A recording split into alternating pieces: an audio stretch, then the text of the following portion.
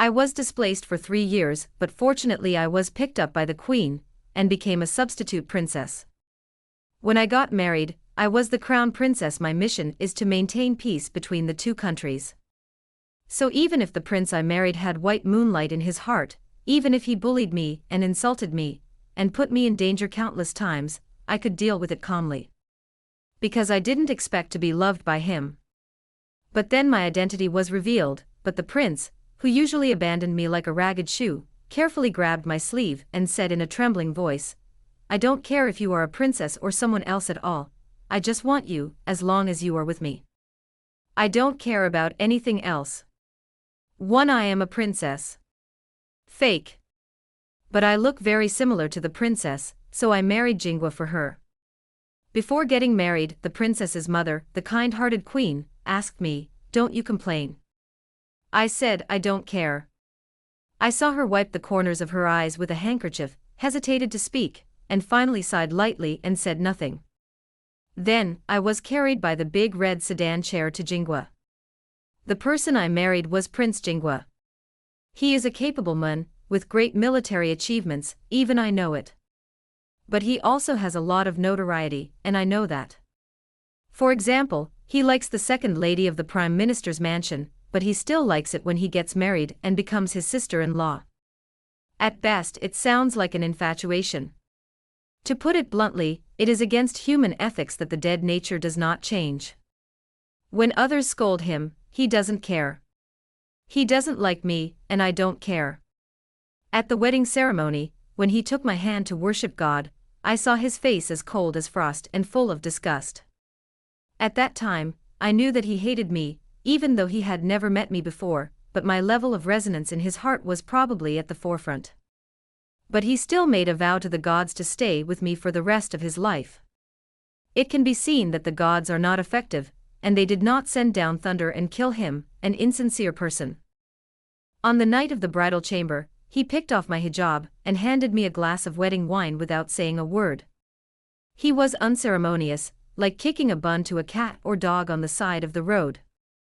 The wine shook a few times in the glass and spilled some on my wedding dress.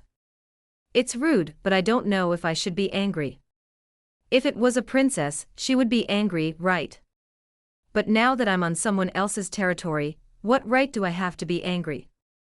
So I took the wine cup, looked at him, symbolically lit it on the wall of his glass, and then tilted the mouth of the cup and spilled it all on the ground. He frowned. "What are you doing?" My face didn't change, my hands are shaking. He didn't seem very happy and snorted coldly to express his dissatisfaction with my behavior. Sure enough, I should have been angry just now. The bridal chamber was a candle night, and they broke up unhappily, and he pushed the door and left, not knowing where he went. I extinguished the red candle alone, took off the gold hairpin and jade crown, and fell asleep with my clothes closed. This is the first day of my marriage to Yen Yang. Too early the next morning, a man from the palace came into my room, rummaged around the bed for a long time, and finally came out with a depressed face. I asked them what was wrong, and they said that there was no red on the bed, so they couldn't go back to the palace to cross paths. At this time, Yen Yang came back, and when he saw this situation, he stood by the door in his spare time, looking at me with some gloating. Those sarcastic eyes seemed to be waiting to see my jokes. I got up, took a hairpin from my head, and without hesitation stabbed my finger in. Blood gushed out, and I took advantage of the situation to wipe 2 handfuls on the cloth. I handed the cloth to the palace maid. "Give, that's it, right?" She seemed to have never seen such a response, so she took it with difficulty, and then threw the question to me, "This is okay?" "Is it okay?" I said, "It's all pricked by needles on both sides, so be it." Hearing this, the face of the prince himself, who was watching the excitement, suddenly darkened. He seemed to want to beat me up, but he was forced to hold back, and snorted coldly with disgust and walked away. He must be tired of me to the extreme. Even so, I still had to walk with me into the palace to meet the emperor and queen. We were seated, with similar smirks, singing and responding to the words of the emperor and empress. From the good to the flow, there are no flaws, as if we have only spent one night, and are already in love. But not far from the palace, he quickly let go of my hand that he had reluctantly held just now. The crown princess is good at acting. I thought he was praising me, so I politely replied, Prince, you too. He smiled, but his eyes were indifferent. You are really. It's not likable. I said, that's right. His steps in front suddenly paused, and he turned around and looked at me suspiciously, as if surprised by my answer. We looked at each other, and I thought he hadn't heard me, so I repeated, indeed, I'm not likable. I'm a person who doesn't even accept God. If I hadn't frozen to death under the city wall, I wouldn't have been picked up by the chief of the palace, nor would I have been seen by the queen, let alone married the princess. These things, the emperor made me rot in my stomach. If I say a word, my life will not be guaranteed, and Jingwa will pursue it, and I am afraid that there will be a disaster of destruction of the country. I thought about it, and when I looked up, Yen Yang was gone, and even the carriage was gone. Where's the carriage? I asked. The guard beside him replied to me, Go back to the crown princess. The prince said that you just came to Jingwa. You should look around, and he will go back first and let you go back. The guards hesitated to convey the message, and the discerning person saw that Yen Yang was not doing anything. The maid Sueha who married me was half angry, and immediately sent someone to deliver a carriage. I stopped her and said, It's okay, let's go. They fled for 300 miles, but it was only 2 streets away, and it took less than half an hour to arrive. But I didn't take a shortcut, I walked on the most crowded and prosperous street in the Jingwa imperial city. How prosperous is it? I didn't go far when I bumped into a group of people fighting.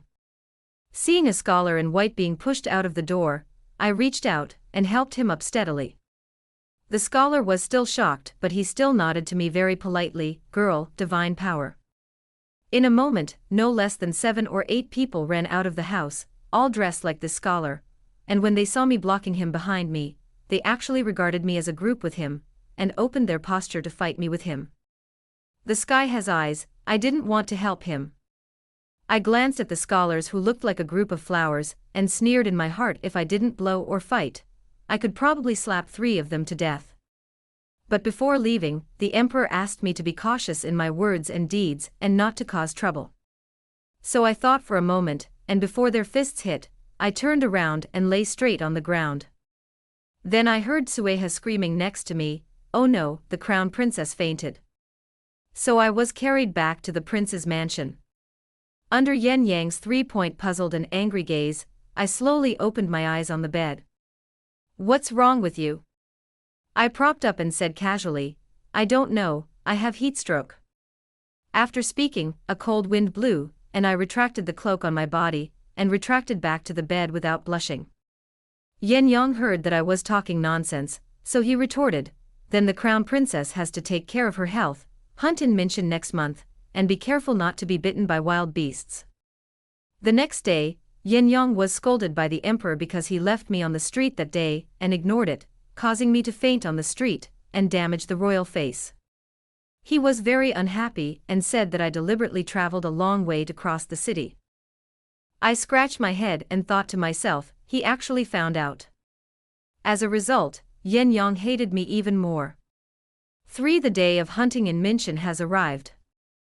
The autumn wind hunted, and Yen Yang was dressed in a dark outfit, with a blue silk jade belt, and his chin raised on the horse's back, which was very eye-catching. Not far away, there is King Ning and Princess Ning. The gentleman Xiao Xiao and the beauty sit together, and the ants passing by have to sigh that they are a pair of beautiful people. I stood under Yen Yang's horse, feeling that the roots of his teeth were about to be crushed. That's right, Princess Ning is the dream lover he longs for, the unattainable white moonlight.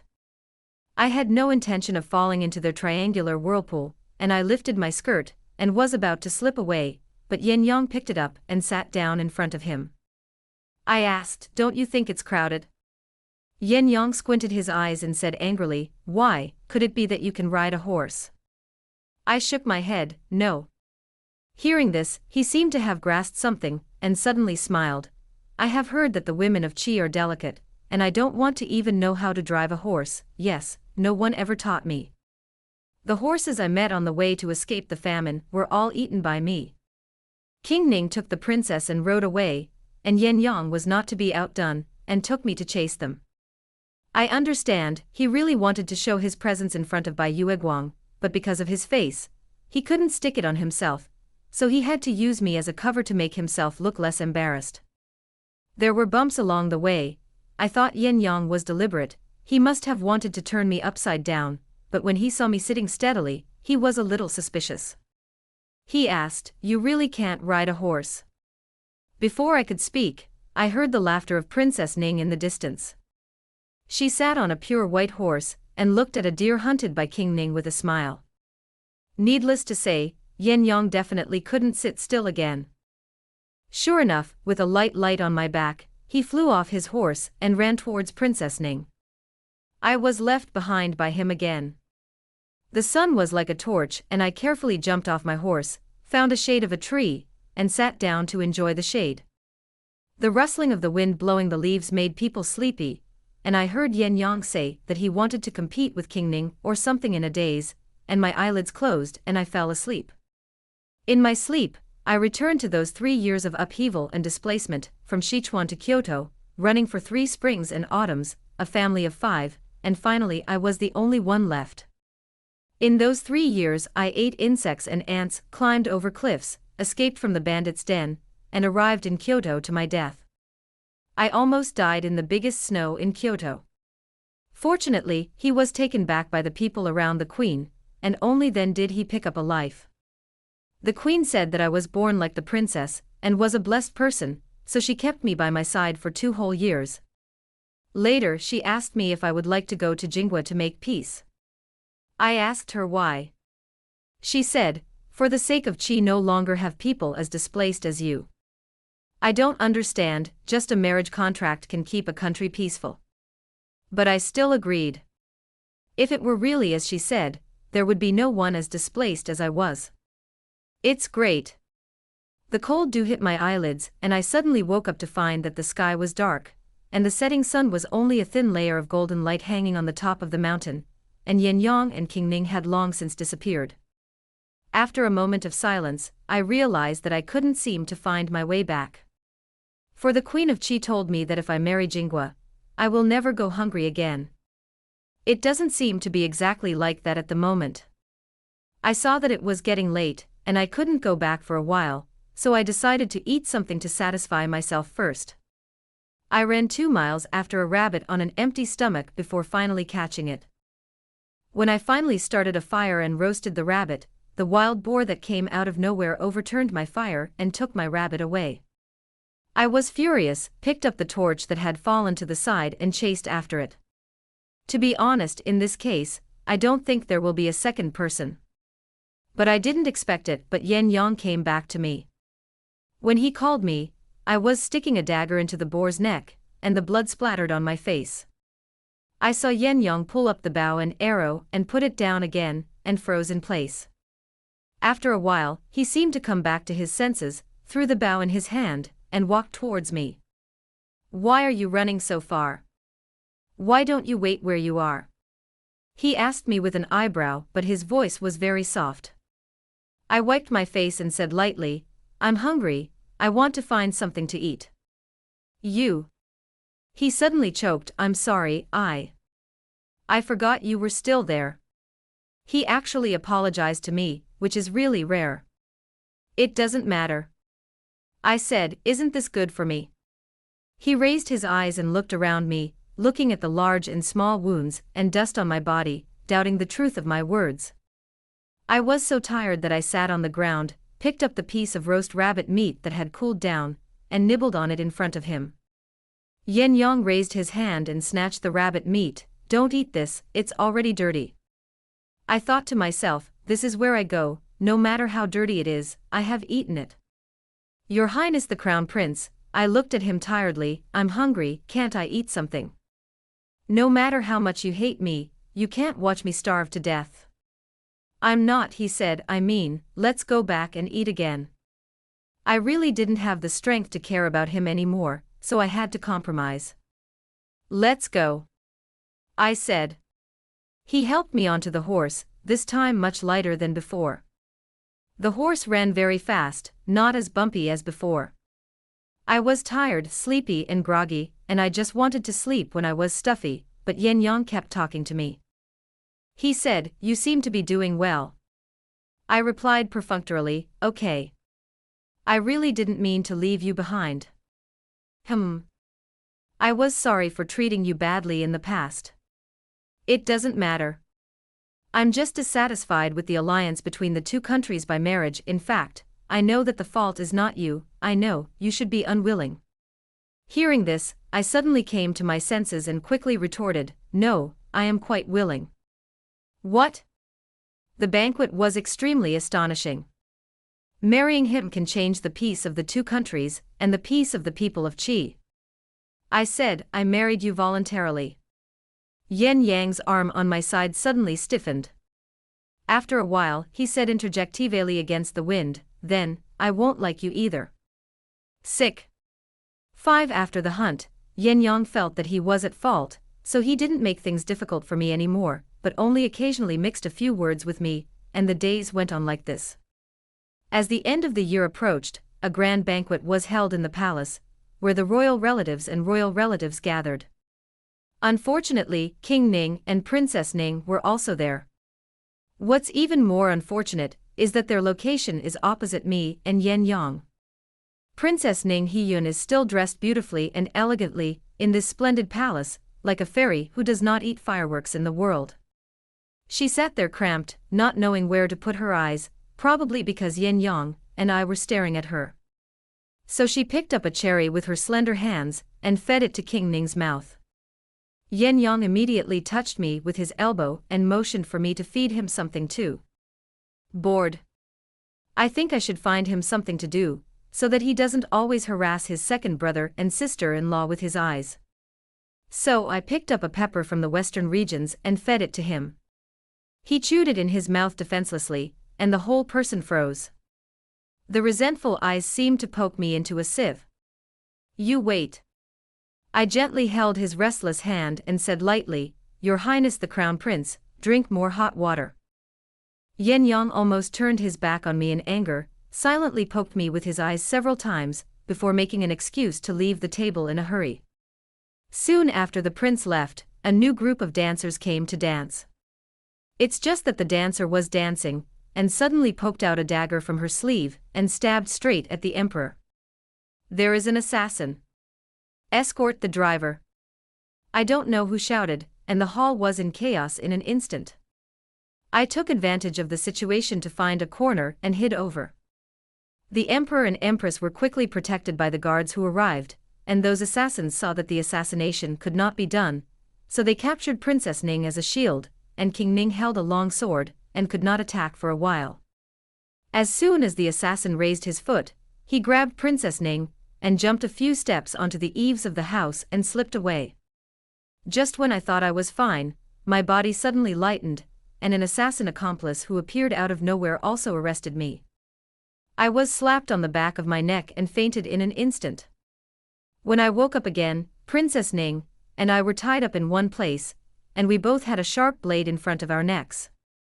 Struggling to no avail, I asked in a low voice, "What are you doing?" Hiyun's voice trembled a little, but she still insisted on replying to me, "I'm sorry, Crown Princess, I was the one who hurt you." She said something, but it seemed like she didn't say anything. The assassin with a knife against my neck seemed to be negotiating with Yen Yang, and I saw him standing not far away with a cold face and a frown, his eyes like an eagle looking straight at Hiyun. "Your Highness the Crown Prince, as long as you open the city gate and let us be alone, I will leave them alone. This assassin is also stupid. Yen Yang won't let them all leave, he needs to leave someone to follow the clues to find the instigator. Then at most one person can be placed. Let Princess Ning go." He replied almost without hesitation. Expected answer. Hearing this, Hiyun, who was leaning next to me, tightened her body and turned away in shame. The assassin also spoke and counted, and immediately loosened Hiyun's rope. After nodding with the assassin who held her hostage and held me hostage, she put a hook and quickly fled. Now, it's just me and another assassin. The defenders behind Yen Yang raised their bows and arrows in unison, and the tips of the arrows pointed straight at me. The assassin also seemed to realize that Yen Yang had no intention of saving me, and smiled slightly mockingly. "TSK, Crown Princess, I'm afraid you and I are going to the underworld together." I really didn't expect that the rumors were true. His Highness the Crown Prince was interested in his second sister-in-law, ha ha ha ha. He laughed madly, and Yen Yang's face became more and more ugly. "You're thinking too much," I said. "I won't die with you." The assassin was stunned and subconsciously tilted his head to look at me. I pulled my hand out from behind, one grip on his knife, and the other hand held the dagger behind my back and cut it on his forearm. There is nothing one for one. From the beginning, I knew that no one would save me. So, I have to rely on myself. I took advantage of his lack of reaction, raised my leg and kicked his knife, and he pulled out his hidden sword from his sleeve and attacked me in anger. I raised my bleeding hand to block, and an arrow flew out of nowhere, piercing the assassin's sword body and teaching him to fall to the ground diagonally. The defenders rushed up and subdued the assassin. His head was pressed to the ground, and he was still chattering. "The dog prince disregards the principles of heaven and covets his sister-in-law." His eyes suddenly turned to me, extremely vicious. "Your chi state is attached to Jinghua, and you will also." Ah! Before he could finish speaking, my dagger stabbed straight into his palm and said, "Shut up. The state of chi is very good." 6. When he held the assassin's knife, a lot of blood flowed from his left hand, and a long blood stain spilled on the bluestone slab, and he did not feel the pain until now. Yen Yang, who had completely left me behind, dragged his heavy steps towards me. This was the first time I saw the look of fear on his face. He looked at me with burning eyes, his throat rolling, and he pondered for a long time before saying, "I didn't ask for it. I won't save you." I tore off a strip of cloth from the skirt with my teeth, wrapped my palm casually, and said perfunctorily, "Well, thank you so much." No, he stretched out his hand, as if trying to pull my wrist, but when he looked at the wound on my hand, he just grabbed the corner of my clothes. "Can you blame me? Hit me and scold me." I forced a smile and said, "No need. Anyway, I didn't think he would save me." I broke free from his hand, picked up the dagger I was carrying with me, and pinned it to my waist. Before leaving, I thought about it for a while and still said, "If the prince really feels ashamed of me, don't secretly check me anymore. You and I are husband and wife. If you have any doubts, you might as well say it directly." Not long after, the news that the crown princess had captured the assassin with her bare hands spread throughout the capital, and I was not only famous among the people, but Emperor Jinghua also rewarded me with a lot of gifts, allowing me to recuperate in the prince's mansion. This matter has already turned the page in me. But Yen Yang hasn't done it yet. He has become very strange lately, often sending people to greet him, and the food and supplements are constantly falling, but he deliberately avoids me and refuses to meet me head-on. Sueha didn't understand and asked me why. I smiled faintly. Why? Naturally, he felt ashamed in his heart. During my recovery, I received a secret letter from the royal family of Qi. The letter said that the war on the northern border was urgent, and he repeatedly asked Jinghua for help to no avail, and the queen hoped that I could persuade Yen Yang to let him help. This is for me to blow the pillow wind, and I really think highly of me. I still went to find Yen Yang. I wasn't very good at pleasing others, so I asked the people around Yen Yang what he liked. The grandmother who had been serving him for a long time talked for a long time, and finally came to a conclusion: he liked Princess Ning. Princess Ning Heyun read poetry and books, was good at calligraphy and painting, was proficient in music, and could sing and dance. In the 2 years in the Qi Palace, I was only able to learn the basic etiquette of the princess, as for the piano, chess, calligraphy and painting. He even knows a little about the skin. So I spent a lot of money to ask someone to bring me back a word from thousands of miles away. That word is not the handwriting of a famous artist, but it is very similar to He Yun's font, and it took a long time to find such a picture. The person entrusted to him was the scholar he saved on the street that day. The scholar's name is Gu Chongli. He is in high school, and now he has become an official of the imperial court, and on the day he took office, he came to thank me for his rescue. But he didn't take a penny of the money I sent, just said, "It's a blessing to be able to help the crown princess." I took the words and prepared to send him off on Yin Yang's birthday, and plead with him by the way. But I didn't expect that the congratulatory gift sent by Prince Ning's mansion that day was also He Yun's words. That night, the banquet dispersed, and the drunken banquet opened the gift of Prince Ning's mansion and opened my words again. He was stunned for a moment, then raised his eyes and sneered, "What are you doing?" Dongsher frowned. I was stunned at the time, thinking how could it be so coincidental? If I were normal, I would probably nod and leave, but now I have to ask him for something. "I just thought you would be happy. This is the best thing I can think of." "You want to make me happy, but how can you give something to others?" He narrowed his narrow phoenix eyes and casually picked up the word I gave him. Thorn. The thin rice paper was torn to pieces by him. "Are you begging me to help you quell the war in the north?" He saw through my intentions and leaned lazily in front of the desk. "Such a big thing, you should always show some sincerity." I asked, "What does the prince want?" He asked casually, "The most sincere." "What can you come up with?" I thought for a moment and said, "My life." He suddenly sneered, probably thinking that I was talking nonsense. "Okay, then you can give it to me. It just so happens that I got a sword recently, and I can't find good blood to open the blade. Why don't you try it?" Before he could finish speaking, I had taken the dagger from my waist and placed it against the side of my neck, where there was a shallow scar left by the assassin that day. "Okay." Without hesitation, I looked at him and said, "Then the prince has to talk." My hand holding the knife moved slightly, and before the dagger touched the flesh, Yin Yang grabbed my wrist. "Are you crazy?" He breathed heavily. "Are you serious?" Scold. I bet right. "Yin Yang, he is ashamed of me. Isn't it what you want?" I looked at him blankly. This is indeed the most sincere thing I can give. The prince also knows that whether I send calligraphy and paintings, singing and dancing, or embroidery, isn't it all Dongsher imitating you? He looked at me in a daze and said nothing. I continued, "The prince is right, the land of Qi cannot raise elite soldiers and strong generals, nor can it raise top-notch princesses in piano, chess, calligraphy and painting. But I am willing to give my life to you, this is my only and greatest sincerity. For the sake of the war in Qi, are you willing to do this?"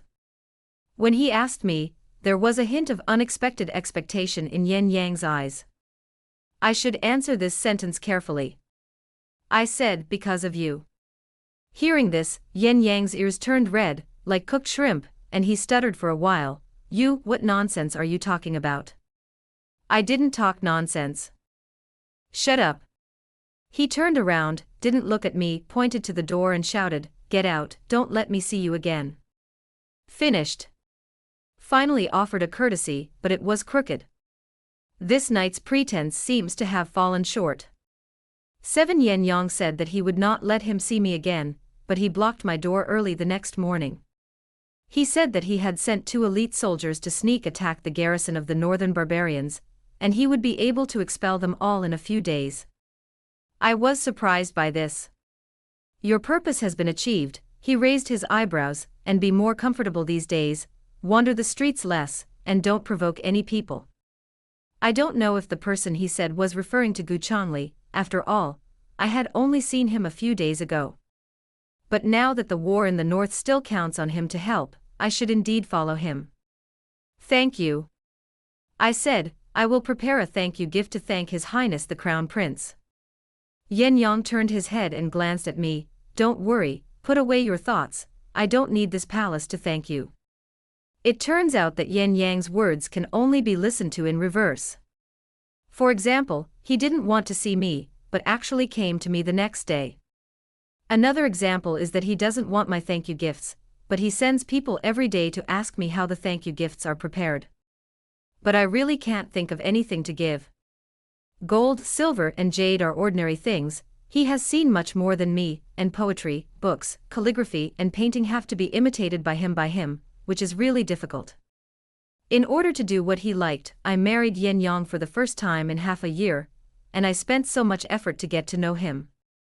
So I realized that he, the superficial prince, was not so easy to do. The reason why Yen Yang was made the crown prince, in addition to his military attainments, also has a big reason: he is the only legitimate son. But in fact, when it comes to talent, he is slightly inferior to the second prince, Prince Ning. Therefore he has lived in the shadow of King Ning since he was a child, and no matter how well he did, the emperor would compare him to King Ning, and urge him to improve. Even if he made great military achievements, it was still not enough in the eyes of the emperor. Since he was made crown prince at the age of 8, he has never been recognized by his father for 12 years.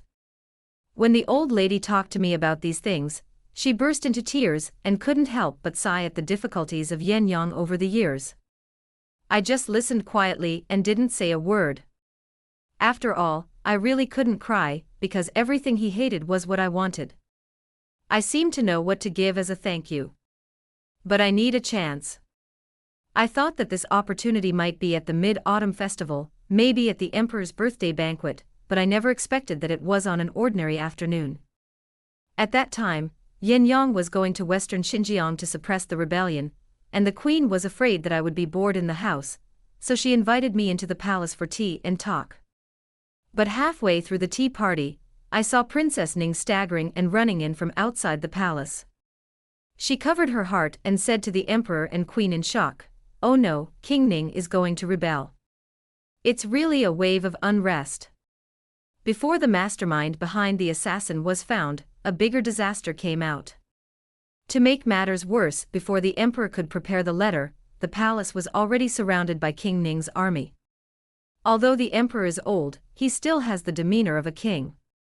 Immediately summoned the few remaining Praetorian guards and sent some people to mobilize reinforcements. And I, the queen and Princess Ning were placed in the apse, waiting for the results. The queen stabilized Princess Ning's mind on the side, and did not forget to comfort me.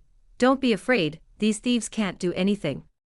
At this time, I wasn't in the mood to listen to what she said, so I just asked myself, is there a military general in Beijing at this time? The queen shook her head and said that there have been recent wars and floods, and all civil and military generals have been sent to various places, and there are not many people available in Beijing. The implication is that in this current situation, the available people have probably been rebelled by King Ning. It seems that there is only one last battle now. I left the rear hall despite the queen's dissuasion, and went to the front hall to find the emperor. At this time, it was drizzling outside. When he saw me coming with a sword, he was shocked and puzzled, but he didn't seem to have time to ask me why I came here, so he just nodded and said a few times, "Okay, okay." I told him to send another team to find the attendant Gu Chongli, and he would have a way. The emperor hesitated, worried that the palace would not have enough people to support the arrival of reinforcements. I said, "Sure." Gu Chongli came quickly and brought the key thing: fireworks. This is also what I asked him to find a while ago. I originally wanted to use fireworks as a thank you gift to Yen Yang, but I rejected it myself, so this huge amount of fireworks was hoarded in Gu Chongli's house. "Crown Princess, I brought the things and placed them properly." He looked at me and said lightly, without any fear on his face, "Let's wait for reinforcements here." I said, "Lord Gu, thank you for believing in me, everyone will survive tonight. But I still have things to do. Is there anything else that can be for the crown princess?" "No, you've done enough." I interrupted him, "I have to do this." What King Ning wanted was nothing more than killing his father and usurping the throne. Night has fallen, and a sudden rain pours down. The torches were extinguished by heavy rain, and the palace fell into boundless darkness. Suddenly, clusters of fireworks bloomed from all corners of the palace. It was as bright as day. As the light went out, the arrows broke through the rain curtain and sealed the throats of the rebels who rushed into the gate with great accuracy. In heavy rain, fire cannot burn, but fireworks can bloom. But that's not enough. The purpose of the rebels was the emperor's palace. They rushed in. 1, 2. Looking at the hall as black as an abyss, they were at a loss for a moment. "Here. I was dressed in a dragon robe and said lightly in the dark. Before I could react, those two had already been sealed by my dagger. When I was kidnapped by bandits, I escaped from the bandits' den by virtue of my ability to see things at night. 3, 4. More and more people came and went, but they were all afraid of the emperor and did not dare to kill recklessly. That night, I don't know how many times I swung my sword and killed many people, and the corpses of the Imperial Forest Army and the rebels were stacked on top of each other, but I didn't dare to take a step back. Behind me are the Emperor and Empress of Jingwa, as well as the favorite woman of Prince Jingwa. They can't die. When he died, the Jing state changed hands, and the state of Qi completely lost its dependence, and could only be eaten up by the barbarians from all directions. I don't know how many refugees like me who are struggling in the world will starve to death at that time. So I can't take half a step back. This is the closest I feel to God. But it still refused to accept me. When I was exhausted and was only waiting to die with several wounds, reinforcements arrived. But it was not the nearest Yicheng army that came. It was Yin Yang, who was supposed to be far away in western Xinjiang to suppress the rebellion. 8 At that time, the pouring rain had already stopped. Yin Yang kicked open the door of the main hall, and the fire illuminated the entire palace. I half knelt in the sea of corpses and blood, looking at him. You're here. I left this sentence and finally couldn't hold on and fell down. He was stunned for a moment, then rushed over regardless and hugged me in front of him. At that time, I was extremely weak, my voice was hoarse, and I uttered in a voice that was incoherent, "Your dear relatives. In the dark room. Your Majesty, the Queen, and Princess Ning." Yin Yang's arms around me trembled, and suddenly a few drops of cool liquid hit the side of my neck. Did he cry? I'm not sure, I don't even have the strength to open my eyelids. "You madman," he said hysterically, "they are my relatives, so what are you?" I said, "I'm the one you hate." "Madman. I lied to you." Yin Yang pushed aside my broken hair, picked me up, and chattered to me, "You are not allowed to sleep. If you do, I will withdraw the reinforcements from the north." "Don't," I coughed violently a few times when I heard this, "I can't withdraw." "Okay, don't withdraw, don't sleep, wait for the imperial doctor to come." His steps became faster and faster, as if he was running faster than the horses hunting that day. "Minji, survive as long as you live, you can do anything." In a daze, I seemed to hear him calling my name. No, that doesn't seem to be my name either. Yiminji is the name of the princess. My name is Pity. According to Tsueha's words, I am blessed and destined, no matter how big the calamity is, I can get through it safely. After that night, King Ning was killed on the spot, and the rest of his accomplices were also detained, waiting to be released. After I recovered from my injuries, the emperor summoned me into the palace, said that I was the biggest contributor to this escort, and asked me what reward I wanted. I stood still, looked at Yin Yang beside me, and turned back to the emperor and said, "Your Majesty, I have nothing else to ask for, as long as your Majesty says a word." I said, "Your Majesty, please touch His Highness the Crown Prince's head, and say, 'You have done a good job.'" Turning to one side, I met Yin Yang's frightened and dull gaze. "So," I said softly, "this is my thank you." I had planned for a long time, and under the premise of a complete coincidence, I gave him the unrequested thank you. The gift was very light, just a word from the emperor. But it was so heavy that I almost changed it with my life. 9 King Ning was killed, and He Yun's identity became embarrassing. Although she is a relative of King Ning, she is also the daughter of the Prime Minister, and she has made meritorious contributions, although she has no praise, but she is not guilty. Tsueha was very worried, afraid that she would lose her husband now, and after a while, Yin Yang would find a reason to take her into the house, and we would not have a good life. She said, instead of sitting still, it would be better for me to take the initiative to ask Yin Yang to marry her, so that I could still show my virtue. I thought for a moment and thought it was like this. Sooner or later, Yin Yang will marry her back, so it is better for me to be a bridge and sell him a favor, so that it will be convenient to ask him to do things in the future. So, I mentioned it to him after lunch. Contrary to the ecstasy I expected, Yin Yang's face quickly pulled down after hearing my proposal, and his sword eyebrows twisted into a ball, but he pretended to be calm and rejected me. Impossible. I was surprised. Don't you want to? That was the white moonlight he thought about day and night. Yin Yang glanced at me and said, I don't want to. I had no idea what he wanted to do. He said, this palace has no intention of taking a concubine. If you identify a person in your life, it must be that person.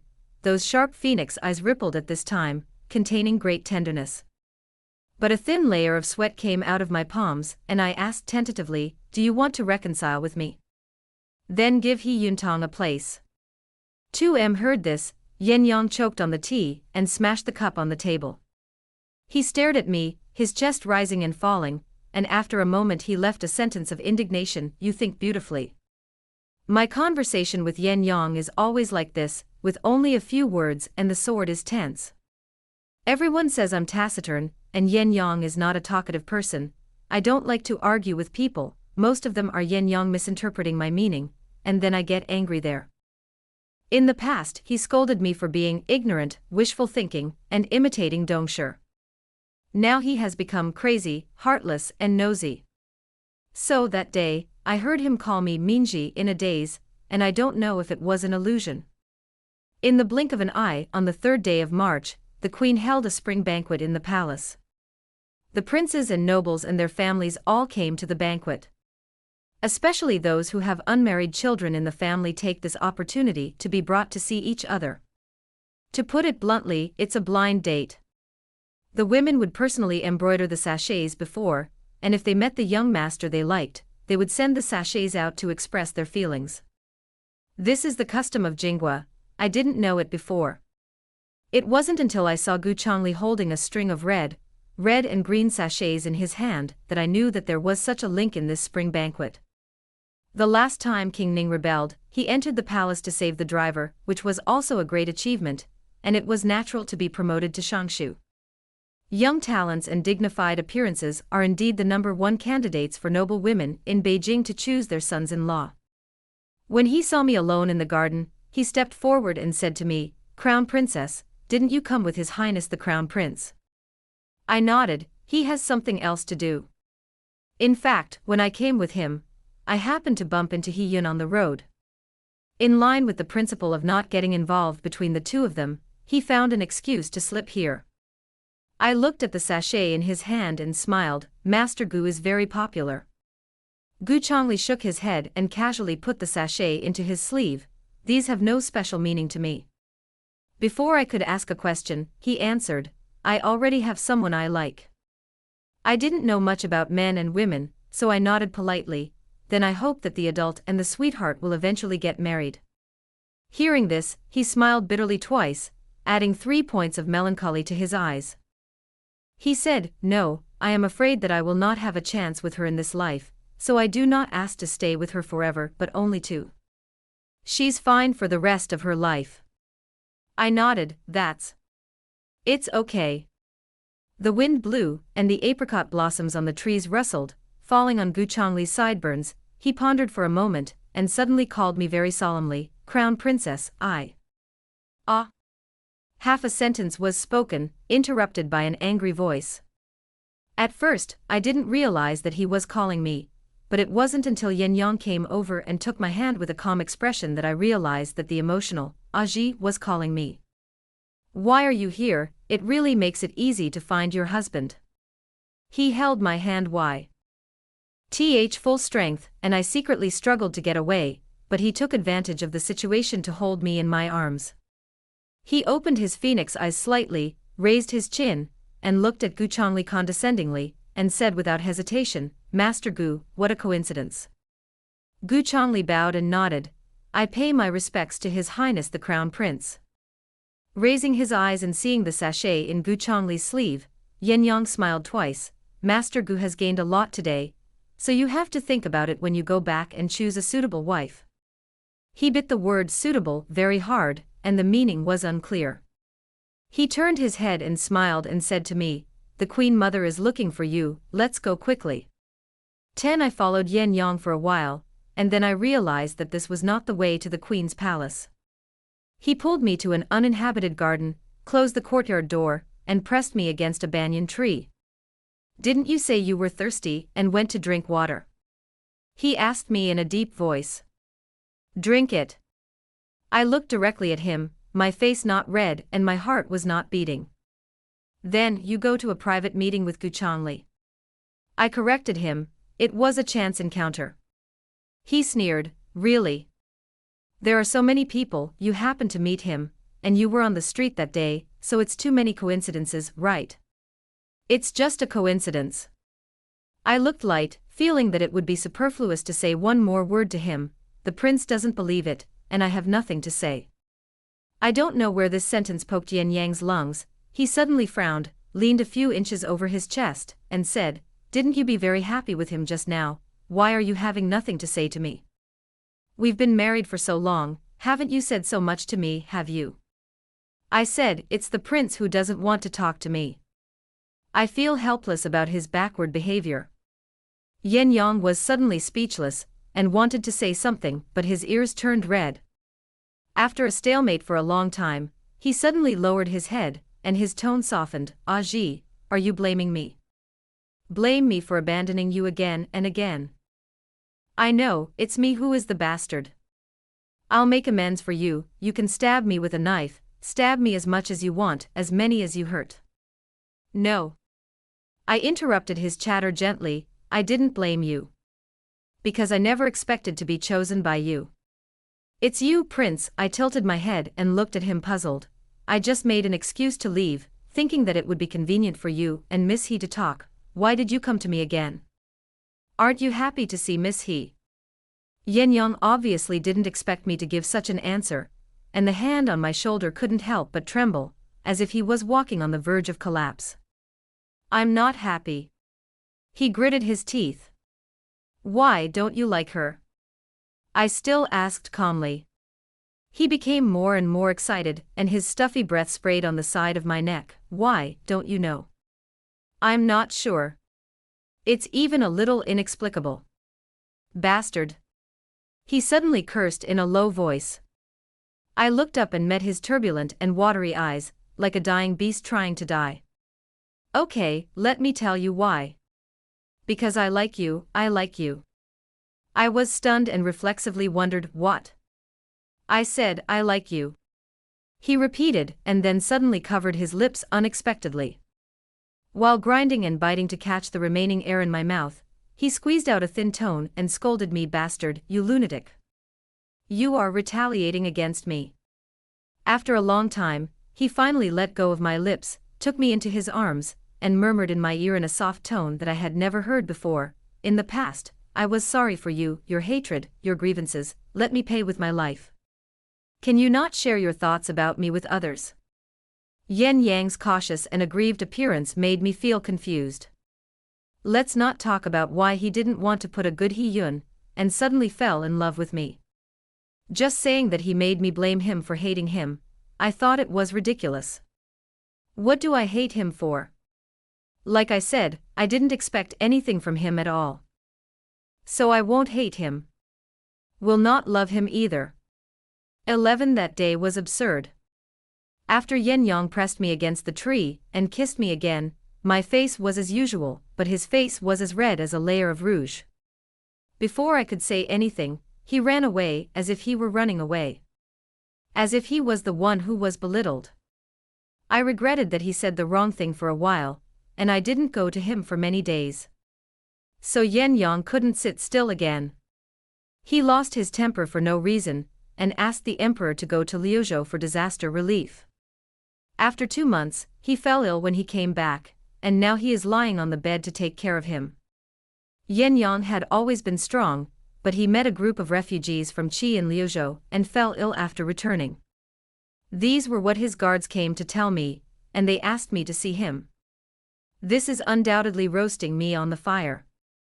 I couldn't resist the tongue of everyone in the prince's mansion, so I had to go see him. At that time, Yen Yang was leaning on the edge of the bed, his black hair scattered behind him, and his face was a little pale. It seems that this disease is not pretending. Seeing me coming, a moment of joy flashed in his eyes, and then he turned his head away. You still have some conscience to come and see me. Xiao Yu said you are sick, is it serious? He snorted, oh, it's just a minor illness, like you said, this palace can't die. Oh, I put the meal on the table and stood up. In that case, His Highness the Crown Prince should take good care of his illness, I'll leave first. You dare. He suddenly shouted out in a breath, and then pretended to cough a few times. I haven't seen you for 2 months, and now that this palace is sick, don't you care about a couple of sentences? Just don't want to see me. I said lightly, 1,000 words are not as practical as a few sets of medicine from the imperial doctor. When the prince saw me, he mostly wanted to stir up liver fire, which was not conducive to recuperation, so it was better to see me less. I turned around, and before my hand touched the door, a warm body suddenly appeared behind me. Yen Yang's long arms wrapped around me from behind, his thin lips pressed to my ear, and he said in a muffled voice with a little grievance, don't go. I miss you so much. I was motionless, let him hold me, but I was silent, listening to him mumbling intermittently in a hoarse voice, do you know, I met your general of Qi in Liuzhou. He was exiled by the emperor of Qi and fled to Liuzhou, and he told me something. An ominous premonition suddenly arose in my heart, so I asked tentatively, what's the matter? He said you are not the real Yiminji. How could it be? I blurted out. Yen Yang suddenly slowed down his voice, picked me up slowly, and walked to his bed. Yes, I was also thinking, how could it be? But he clearly said that he swore that he wanted me to investigate this matter thoroughly. But I didn't. I sat by the Liuzhou River and thought about it all night, when a wave came over, and suddenly I figured it out. He pulled my chin, and made me look at him, his eyes full of spring water, as if he was going to drown me inside. I don't care if you're a princess or someone else at all, I just want you, as long as you're with me. I don't care about anything else. 12 Yen Yang's words sounded very moving, but I always pursed my lips and did not dare to move. He said, Crown Princess, tell me who you are, as long as you tell the truth, even if you come to kill me, I will be willing. Yen Yang looked at me with great expectation, hoping that I would give him an answer. I don't know how long the stalemate lasted, but I showed a reluctant smile, back to your highness, of course I am Princess Yiminji. How could I tell the truth? Who knows how true and false Yen Yang's words are? He had secretly investigated me before, and now he is making this call, and it cannot be ruled out that he deliberately did it to deceive me. If my identity as a substitute is exposed, what the state of Qi will face is the anger of Prince Jinghua, and no one can afford the consequences of this crime. I don't want to gamble, and I can't afford to gamble. After listening to my answer, the temperature in Yen Yang's eyes became a little colder, and he asked, is it the truth? Naturally, it's the truth. Okay. His smile completely dissipated, and he half hung his head, as if he was struggling with something in his heart. He looked sad and painful. After a while he raised his head, approached me with a bit of flattery and said, kiss me. I looked away, avoided his lips and asked inappropriately, your highness was rejected by Miss He. That's why he retreated to the second place and said he liked me. This is a reasonable explanation that I came up with after thinking about it for a long time. There is no Miss He, Yen Yang retorted anxiously, as if regret, I want to win against King Ning too much. I was still silent, looking at him without any emotion. Aji, let's start over with me. I was silent and then nodded, okay. He closed his eyes slightly and made a gesture of asking for a kiss. Kiss me, okay. Okay. I had no sleep all night. A few days later, I heard rumors that the group of refugees from Qi had all been shot dead by Yen Yang, leaving no one alive. There are also occasional rumors in Beijing that I am not a princess of Qi, but an imposter. He traced back to the source. One person said, kill one person, 2 people pass, kill a pair. Until Beijing, no one dared to mention it again. I don't know why Yen Yang did this, but this has confirmed one thing, he knows that I am not a real princess. I can't stay here anymore. At the Taishan festival next month, Yin Yang will take over the important task of supervising the country and handle government affairs on behalf of the emperor. The current emperor is already old, and Jingwa is actually already a banquet. On the glorious and empty altar, the banquet was crowned with a high bundle, luxurious and majestic, and heroic, holding the national seal in his hand, as if he had obtained the whole world. Then, he took my hand and knelt between heaven and earth. We look up to the vast sky and ask the gods for protection. But the prayer that should have been prayed to God to bless Jingwa was added by him at the end: I hope that I will be a couple with the crown princess for the rest of my life. If you betray me, you won't end well. This is his unilateral oath. From beginning to end, I didn't say a word. At that time, I confirmed that Yin Yang might really like me a little. But I couldn't respond. Because I don't love him. After the Mount Tai ceremony, on the way down the mountain, the crown princess's carriage lost control and fell into the surging river under the cliff. This is the way to die I chose for myself. It's good I don't see the body when I die. I think that living by Yin Yang's love will not last long after all, and when his love dissipates, my identity will be a weapon to kill me and the state of Qi. This time, it was Gu Chongli who helped me again. It was also the last time I troubled him. After crawling out of the river, he asked me where I was going in the future. I looked at the hidden mountains and shook my head. I don't know, but I will definitely leave here. Maybe live in a corner of Jingwa, or return to Qi to continue to be displaced. That's how my life was. These days in Jingwa, it is just a dream. At parting, Gu Chongli gave me a piece of jade, and he said that if possible, come back to see him. I said I will.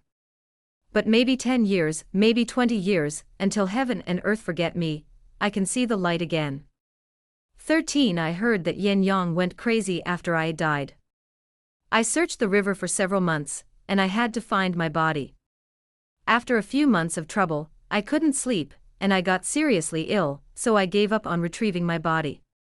Just when I thought that everything was settled and it was time to get on the right track, Yin Yang suddenly released the words Gu Chongli was imprisoned, and if I didn't show up, I would behead him next month. He knew that I was faking my death. He also used a way that I couldn't ignore to force me to show up. So, a few days before An's birthday, I had to pack my bags and get up again. These days, I live with an old woman in the countryside. Her husband and son died in the war, and she was the only one left here to beg for a living. She asked me, "Where are you going?" I smiled, "Go to the capital." She sighed, "That place in the capital is cannibal." I said, "It's okay, my life is hard, God won't accept me. But I'm not sure this time, perhaps, this time it will be accepted." Before leaving, I left the jade given by Gu Chongli to the old woman, saying that if she had any difficulties, she could go to the capital to find Lord Gu. When I arrived, the door of the prince's mansion was wide open, but no one was guarding it, and it seemed that they were inviting you into the urn. Sure enough, as soon as I stepped into the threshold, the door closed tightly. Then, I saw Yin Yang wearing a python robe, and walking out of the inner room unhurriedly. I haven't seen him for half a year, and he has added a little gloom between his eyebrows, looking at me like he has quenched poison. He said, "You're really not dead." "Yes." He laughed softly, "You still cherish words like gold." I said, "Everything is my suggestion, let Lord Gu go." Yin Yang's smiling expression suddenly appeared a crack, and he looked at me condescendingly, "You value him so much." For him, he did not hesitate to come back from the dead. "What about me? When you abandoned me, you were really chic." I raised my eyes to look at him blankly, without the slightest guilt in my heart. "Isn't it the same when your highness abandoned me in the first place?" He suddenly stopped talking. I continued, "I came back at the request of his highness, so I let Lord Gu go." His thin lips trembled, as if restraining his monstrous anger. After a while, he said heavily, "Okay. Then you are not allowed to run again." I replied, "Okay. Do you like me?" I lowered my eyes, trying to lie to him that he had, but I couldn't seem to deceive his eyes or my heart. I sighed and smiled bitterly, "No." So, I was placed under house arrest in the prince's mansion. There is only a small courtyard for me to move around. Sueha is still serving me, but she has long since lost her former liveliness. Just looking at my increasingly depressed appearance, she can't stop shedding tears. I don't like it here. At first, all I wanted was a peaceful life, and there was nothing bitter at all. Later, I had to live for the people of Qi. But now that my identity is revealed, it doesn't matter who I am, and it doesn't matter who I live for. The only news that can comfort me in the past few days is that Gu Chongli has been released.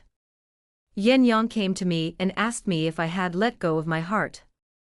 My eyes were shallow, and I didn't look at him, so I said thank you. Su finally realized that my state was wrong, and Yen Yang began to be anxious. He first took me to hunt in the countryside, and we rode a horse together, and when we got to the distance, he suddenly got off his horse, stood under the horse and looked at me intently and said, "Go back, leave me here. From now on, I will only walk behind you, and will never leave you behind." Later he held my personal dagger against his chest and whispered desperately, "Give me a few knives, just leave me a breath at the end, don't let me not see you." I let go of the dagger and let it fall to the ground with a snap. No need. I say. I think Yen Yang's behavior can be understood as compensation for me, and he wants me to take revenge on him in exchange for a little comfort. I know that this is useless effort, and he knows it. But he still happily lowered his posture in front of me, humbly flattered, and made himself a ghost. He said, "Even if it doesn't discourage you, let you have mercy on me, it's good." But he still doesn't know me well. There are too few people worthy of my mercy. I just want to leave. So I deliberately said bluntly, "I don't like you, so I used to despise and trample on you, and I only thought that those in higher positions despised me, so I didn't care much at all. But if I talk about liking, how can I treat these things as if they don't exist? Your Highness hated me at that time, which was the cause planted by your Highness. I can't like you at the moment, it's the fruit of the cause. Some things cannot be made up. Unless nothing happened." 14 I spoke very heavy, but he did not let me go. Just when I thought I was going to spend the rest of my life in this place, I learned the bad news: Tsue had died. She went to Yen Yang one evening, and then committed suicide in front of him. She was the only one who came with me from Qi. Now it's gone. I found a letter left for me in her relics.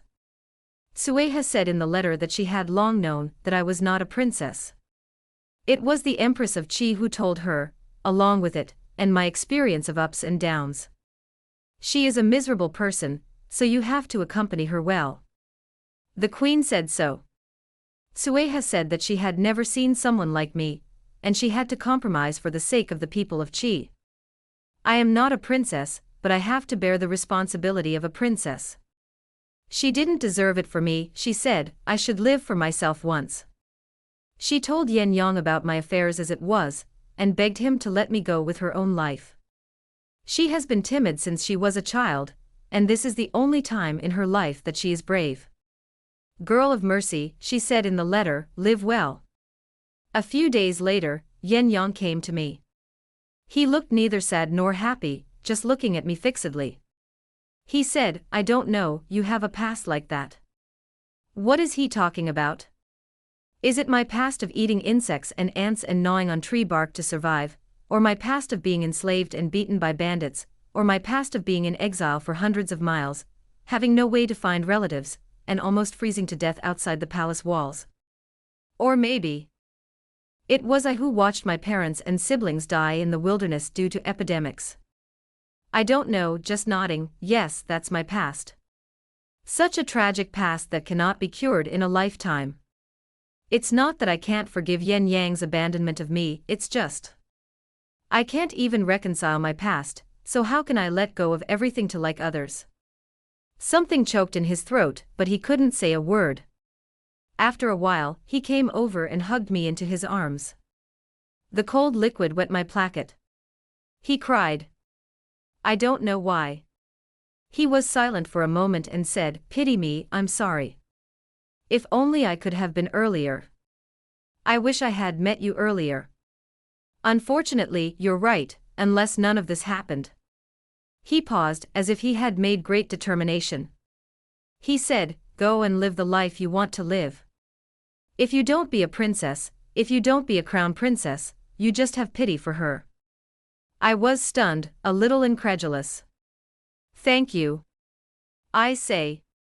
This is the last word I left for Yen Yang. The only word, heartfelt thanks. 15 I left the capital and went around and returned to Qi, built a house in the countryside, planted a few plots of land and raised some livestock. I was alone. I can eat, dress warmly, and most importantly, live freely as myself. I am content. The year after I left, I heard that Emperor Jingwa had died, and the crown prince Yenyang ascended the throne, and he was forever friendly with the neighboring state of Qi, and exchanged with each other. After he ascended the throne, he worked hard to govern the country with virtue, and everyone called him a rare wise ruler. The only thing that was criticized was that his harem was vacant, and no matter how the ministers advised, from beginning to end, the huge harem only left the relics of the dead crown princess. He said, I have sworn before the gods that I will be with her for the rest of my life, and if I break my oath, I will not die well. When Yen Yang was in his 30s, he began to ask for immortality, and asked the alchemist to refine elixirs. Others seek immortality, but he does not seek immortality, only reincarnation. He hopes to go back a few years to a time when nothing happened. But how is this possible? Time passes and the stone does not move. No one can live forever, and no one can go back to the past. No matter how many immortals you ask, the result is still the same. Finally, at the age of 45 in Yenyang, he fell ill due to thoughts, and there was no medicine, and he died of depression. A generation of wise rulers died young, and no one did not sigh. Because he had no heirs, he passed the throne to the posthumous son of King Ning, He Yun and King Ning's child, Yengua, who was assisted by Prime Minister Gu Chongli to ascend the throne. When the late emperor hosted a banquet for Yang, he was buried in the imperial tomb alongside the clothes of the late crown princess. According to rumors, before Yen Yang died, there was nothing foreign around him, just holding a rusty dagger tightly. That was the only thing the dead crown princess left him. What he asked for in this life did not get in the end. So I lived in regret for the rest of my life. Aji, in the next life, you must let me meet you as soon as possible. I will always walk behind you, and never leave you behind. Extra Gu Chongli is a person with a very bad life. The fortune teller said that he could not meet any noble people to help him in his life, and he could only rely on himself to get anything. When he was young, his family was in decline, and he had no way to go to relatives and friends, so he could only move to the countryside with his mother. After studying in the countryside for a few years, most of the gentlemen who followed him did not have any real talents, so he went all the way to Gongyuan, all relying on his own understanding and hard work. When he arrived in the capital, the candidates who took the palace examination with him were either rich or noble, and there were many powerful people who recommended him, and there were very few poor children like him. But he is arrogant and does not want to follow the trend like others. His arrogance angered the son of the county magistrate, and the men said he wanted to teach him a lesson. When he was pushed out the door and his head was about to hit the threshold, he was rescued by a girl with a cold expression. Gu Chongli was shocked at the time, and couldn't even say a nice word, and after a long time, he held back a sentence, girl's divine power. Later, at the palace banquet of the ministers, he learned that the girl was the crown princess married by Qi. It was also a long time later that he realized that if the crown princess hadn't come to his rescue, he wouldn't have attracted the emperor's attention to him, and he wouldn't have the opportunity to get into the emperor's eyes. The crown princess was the only noble person he had met in his life. The only noble person who can cross him. The crown princess is different from all the girls he has ever seen. She is born bright and moving, but she is always taciturn, and she looks like she is not interested in everything. After he became a servant, he finally found an opportunity to thank her.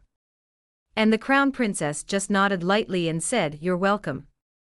Gu Chongli thought that according to the dull heart of the crown princess, maybe their friendship would end here. But he never thought that he could help her again and again. Every time he just did his best, he was behind the crown princess, watching her fly like a phoenix and save everyone from fire and water. He looked at the golden light around her, and his heart beat stronger.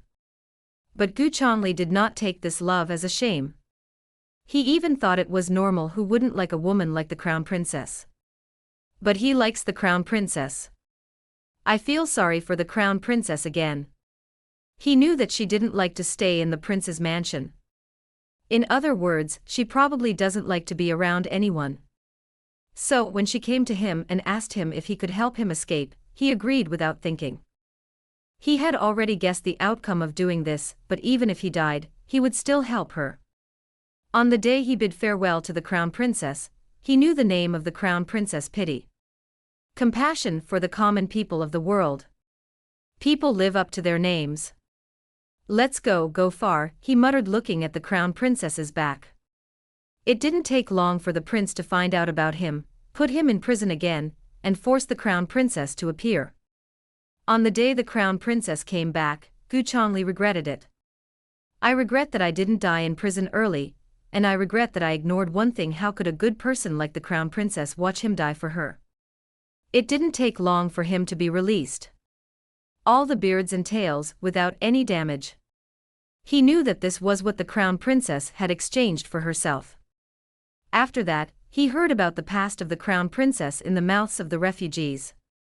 Only then did he realize that the crown princess was not born with a bodhisattva heart, she was just an ascetic born in the ruins of suffering. It is not like this, it should not be like this. When he was at a loss, the crown princess's maid Sueha came to him. She asked if there was any way to let the crown princess go. The crown princess's life is too hard. She said, what am I going to do to get her to leave? At that moment, Gu Chongli's eyes moved slightly, and he said to the maid in an almost bewitching way, I'm afraid it's going to be a life for another. This was the only time in his good life that he had lost his life. Sure enough, this maid sought a glimmer of life for the crown princess in the most heroic and decisive way. To his regret, the crown princess did not say goodbye to him before leaving. But he thought again, it's better not to say goodbye, otherwise he might not be able to help but go with her. She definitely didn't want to. Many more years passed. Gu Chongli worshipped the prime minister, watched the prince become the emperor, and watched the emperor spend his life spying on the reflection of the crown princess in time. At that time, he finally felt that this emperor, who had always gone his own way, was actually a little pitiful. After the emperor's death, he assisted the young emperor to ascend the throne, and under one person, no one could look down on him anymore, and no one could bully him anymore. On a quiet afternoon, a young man came looking for him outside the house. What he was holding in his hand was the jade he gave to the crown princess. He thought that the young man probably wanted to use this thing to ask for an official. Unexpectedly, he just came to return the jade. The young man said that he was actually here to deliver the message. He said that the owner of the jade told his adoptive mother that when he saw Gu Chongli, he would say to him for her, "Thank you." Gu Chongli held the piece of jade and suddenly shed a line of tears. He muttered, have mercy on." It seems that the Taoist priest who told his fortune back then was not entirely correct. He finally met his nobleman. When the nobleman crossed all sentient beings, he also crossed him.